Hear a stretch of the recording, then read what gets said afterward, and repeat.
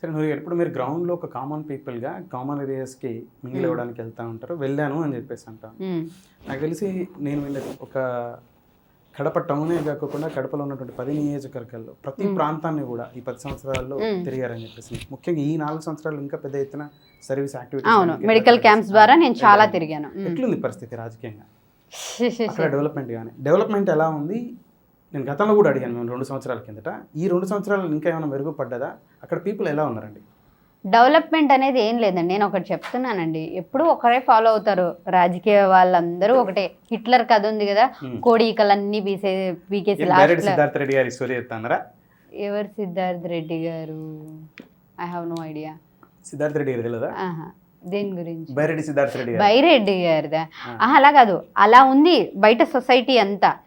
So వీళ్ళకేంటి, Siddhartha Reddy గారు story చెప్పింటారు, ఈకలు వీకి వేస్తా ఉంటారు, కోడికి ఈకలు వీకినట్టు దానా చివర్లు వేస్తారు, ఈ నొప్పి తెలియకోకుండా. అవును, చంద్రబాబు నాయుడు అదే పని చేస్తా ఉన్నాడు అని చెప్పేసి అని 2019 ఎన్నికల కంటే ముందుగా ఈ స్టోరీ చెప్పాడు. మీరు మళ్ళీ ఆ స్టోరీ రిపీట్ చేస్తా ఉన్నారు. నాకు ఆయనది తెలియదు, ఇది వారు తెలుసా? బైరెడ్డి గారు తెలుసు. ఇది హిట్లర్ది జరిగింది అక్కడ అసెంబ్లీలో, వాళ్ళ దాంట్లో జరిగింది అనమాట. హిట్లర్ చేసింది ఇది. కోడిని తీసుకెళ్లి మరి హిట్లర్ అందరికి చూపించాడు ఈ స్టోరీ. సో అది తెలుసు నాకు, ఈయన చెప్పింది గుర్తుండదు. ఇప్పుడు మనకు పెద్దవాళ్ళు అలా చెప్పారంటే ఆబ్వియస్గా గుర్తు. సో హిట్లర్ స్టోరీ నాకు గుర్తుంది. అదే సరే, ఒకవేళ ఆయన అప్పుడు టీడీపీని విమర్శించారు, what now YSRCP is doing?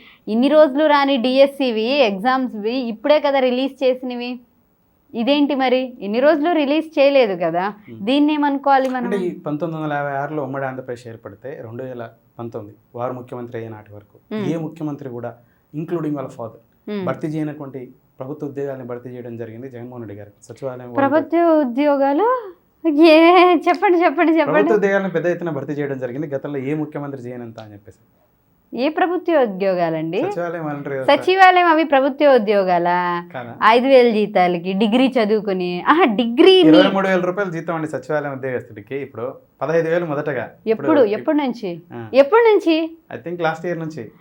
ఎందుకు? ఎలక్షన్స్ కి ముందు కదా, అది కూడా ఎలక్షన్స్ కి ముందు కూడా 5,000 నుంచే కదా స్టార్ట్ అయింది. దీన్ని మీరు ప్రభుత్వ ఉద్యోగాలు అని 15,000 అండి. ప్రభుత్వ ఉద్యోగాలని ఎలా కన్సిడర్ చేస్తారు చెప్పండి మీరు? కాదు కదా. సచివాలయం వాలంటరీ అంటే అవి సేవకు సంబంధించి చెప్పొచ్చు. సచివాలయం ఉద్యోగాలు కూడా ప్రభుత్వ ఉద్యోగాలు. ఒక్క నిమిషం, వాలంటరీ సేవానా? ఏదో వర్డ్ యూజ్ చేశారు. వాలంటరీ సేవ ఎందుకు అయింది నాకు అర్థం కాలేదు. ఇప్పుడు సేవ చేయాలనుకుంటే వాళ్ళు వేరే విధంగా చేయొచ్చు కదా. వాలంటరీ అని చెప్పి ఒక జాబ్ ఇచ్చి ప్రతి ఇంటికి వెళ్ళి వాళ్ళు చెప్పినట్టుగా పైన గవర్నమెంట్ నుంచి చేసినప్పుడు అది ఎలా సేవ్ అవుతుందండి? అది సేవ్ అనిపించుకోదు కదా. డబ్బు తీసుకుని పైనుంచి ఆర్డర్ వచ్చాక మీకు బొట్టల మీద వేసుకుని ఇవన్నీ అది ఎక్కడ సేవ్ అవుతుంది?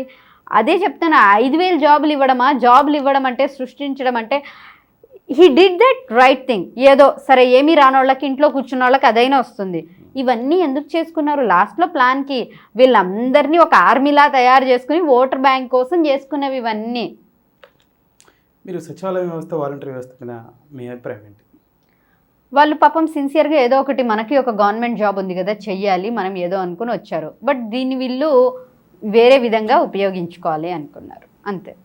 మీన్స్ చెప్పాను కదండి, ఒక ఆర్మీలా వాడుకోవాలి నెక్స్ట్ ఎలక్షన్స్కి అనుకుని ఇదంతా ప్లాన్. ఇప్పుడు ఆ విధంగానే ముందుకెళ్తున్నారా? ఆర్మీలాగా పనిచేస్తుందంటారా? లేదు, చాలా చోట్ల అయితే విమర్శలు ఉన్నాయి కదా, మీకు తెలుసు నాకు తెలుసు. టీడీపీ తెలిసినవి పక్కన పెట్టండి, మీకు తెలిసినవి చెప్పండి దయచేసి. నాకు తెలుసు, ప్రతిదీ కూడా నాకు చెప్తా ఉన్నారు.